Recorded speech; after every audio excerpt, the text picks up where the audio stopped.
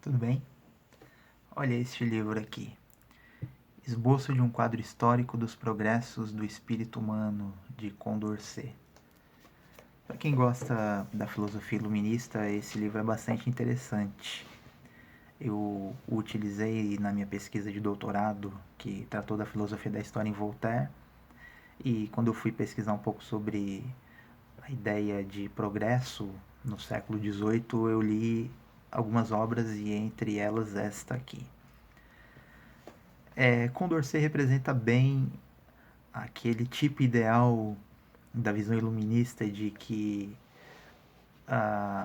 o progresso vai acontecer de qualquer forma. É bem interessante comparar Condorcet com Rousseau, por exemplo, que não enxergava progresso no seu tempo, né? Muito pelo contrário, ou até com Voltaire, que não tinha esse otimismo de Condorcet, mas acreditava que a razão melhoraria as coisas. Esse pensador aqui, o Condorcet, é bastante interessante porque ele divide a história humana em 10 etapas.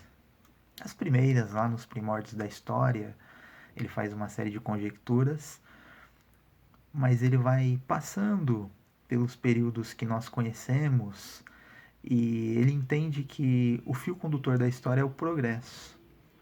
O Condorcet vê, como era muito comum no período iluminista, a Idade Média como um período de trevas e vê o período que, né, se segue ali, a Idade Média, a Reforma Protestante, como o momento que trouxe luz para a história, e ele enxergava a própria época dele como uma época de bastante evolução no conhecimento, na razão, as chamadas luzes.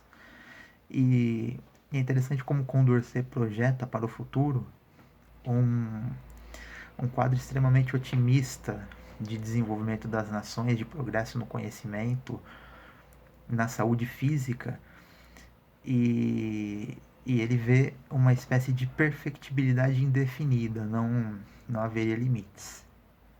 Independentemente de discutirmos essa questão da história, se há algo que conduz a história, se há um fio condutor da história, do ponto de vista que for, é uma obra importante para quem quer compreender a influência da visão otimista no período do iluminismo e também entender o quanto isso influencia a visão política das pessoas, né?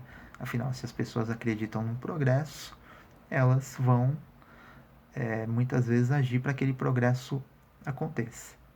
E isso aconteceu no caso de alguns filósofos iluministas e talvez Condorcet seja o mais otimista de todos eles.